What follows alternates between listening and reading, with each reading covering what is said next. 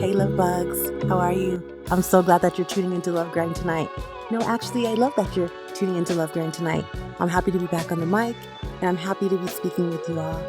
All right, love bugs, tonight we're going to be talking about sex and how important it is to women in a relationship. We're also going to be introduced to this wonderful author that I bumped into. She writes steamy, short, sexy stories. And I'm going to read you a paragraph. You can go onto her site because you're going to want to finish the rest of the story. Believe me. Okay, tonight we're going to get our stuff from a site called marriage.com. You don't have to be married. This is for any couple. So just listen to some of the tips. I'm not a licensed therapist, love bugs. So if you or anybody that you know is facing addiction, please reach out for some professional help, okay? And I also want to let you know to get on Facebook, Twitter, YouTube, and watch the show or listen to the show. And please give me a thumbs up. And thanks for all of your support, love bugs. All right, let's get into it. Let's talk about how important it is for women in a relationship to be having great sex. At this point, I've had sex in so long, I'm ready to throw it at somebody. That's how long it's been. But traditionally, regular women, you have to get into their head. You got to get them to like you, and they'll give you the booty after that. But when it's been that long, as it has been for me, shit, at this point, all you have to do is say hi. I don't know. Okay, so the importance of sex for women is often overlooked.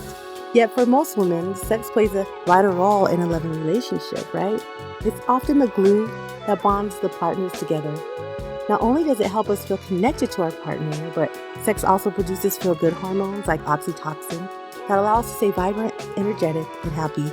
And don't I know it? Because my last relationship, he was so good in bed. It was just ridiculous, right? It's important to pay attention to the sexual temperature of our relationships. This is how we know how we're doing as a couple, right?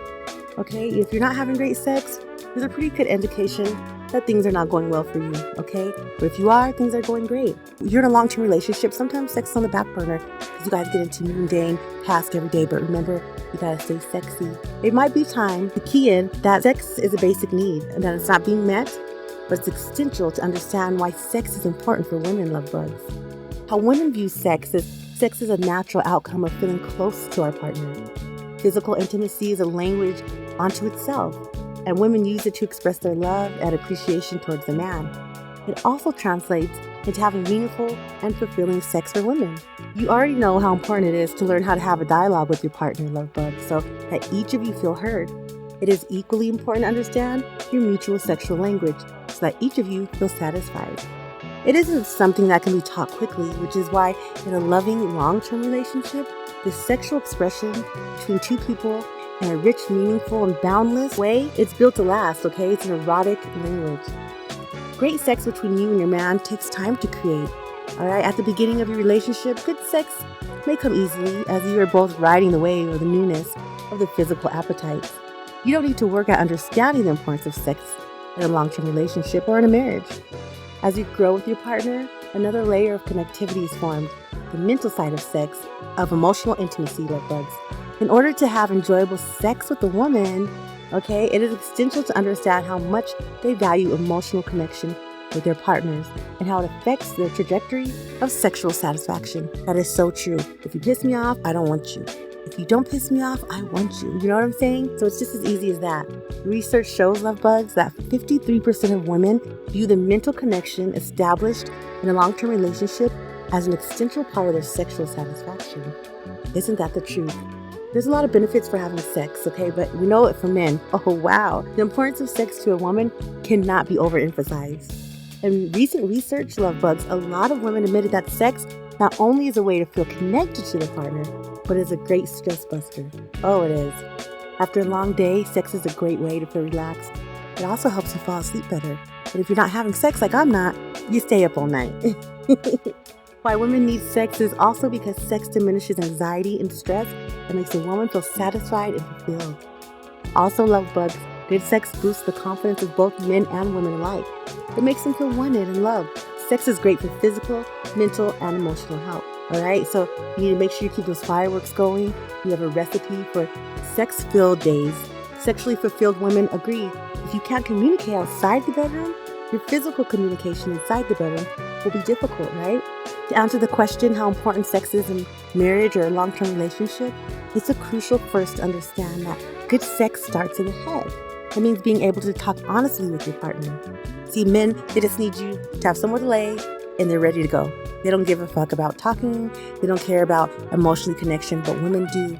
And if you want your woman to be wet and hot and sexy, make sure you're feeling her inside of her head. The majority of women require a deep, strong connection to their man in order to truly enjoy intercourse, okay? So we all know that.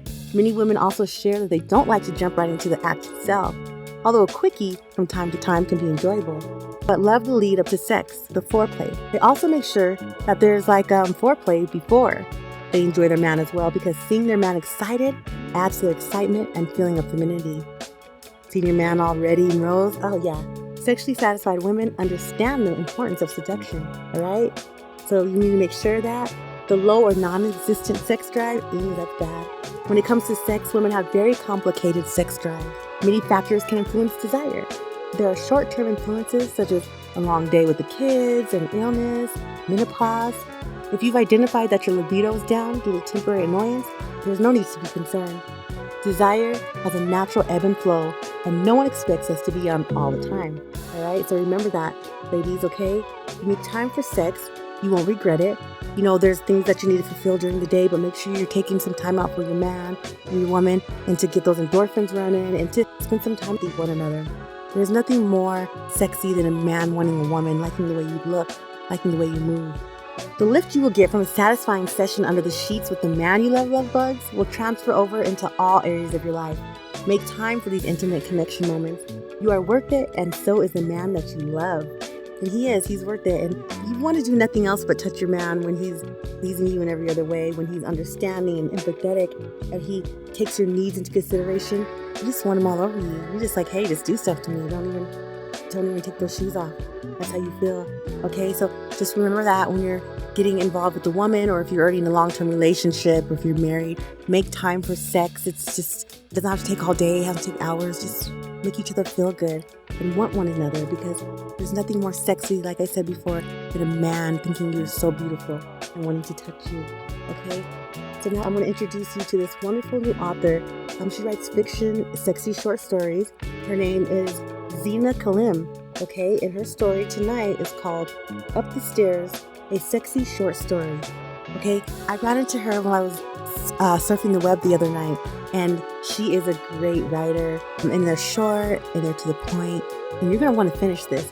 So I'm going to read you a paragraph of it, and then you're going to want to get on sociallyrawkward.com, and you're going to find her on there. Again, her name is Zina Kalim, all right, and you'll love this story. All right, love bugs. He followed me up the stairs after I excused myself from the bar. The communication between us was less unspoken signal and more trigger and effect. All of our touch and go glances building in an anticipation of this opportunity. He must have waited all but 30 seconds before falling on my trail, weaving through the happy hour crowd as I had just done, as if guided by my scent. My skin tingled at the nape of my neck, electrified by the feel of his eyes in pursuit. As I reached the top few steps, I exaggerated the sway of my hips, making sure to reward him with a good view. His body came up hard and warm against my back as I reached the bathroom door, all but shoving me inside the unisex room. "Excuse me," I said, swirling to face him. "What makes you think you were invited to come in here with me?" "Oh," a look of panic flashed across his face as he put up his hands. "Shit, I thought, my mistake." He turned to leave, but I wrapped my arms around his waist and pulled his body flush against mine. "I'm just teasing, come here." His alarm gave way to bemused dismay, then a look that promised swift, sweet vengeance. "So you like to tease, do ya?" he said. "Sometimes," I pouted and worried my lip. Looking up at him from under my lashes, I popped open the top button of his shirt and drew circles on his chest with my finger. "I won't want you to get bored." He spun our bodies around until my back hit the door, then kissed me hard and deep, his mouth melding over mine, the warm, sweet taste of him stirring my body from between my legs to my toes. Our lips met over and over, tongues clashing and tangling in turn. By the time he'd finished ravishing my mouth, I was breathless, my limbs loose, my fingers buried in his soft, thick hair. Then he lowered to his knees, his hands leaving trails of heat down my waist and my thighs until they found their way up under my skirt. I couldn't help my snug grin as he discovered. "Fuck." His voice was raspy as he speared his fingers over my bare hips. My mom's exposed. Naughty girl. It's because of my dress, I lied. I didn't want any panty lines. Is that so? He said. What if a draft had blown by? I shivered at the smooth velvet timbre of his voice, my exposed skin puckering with goosebumps. I just hope it wasn't the only thing doing the blowing. His low, lazy chuckle was almost a purr.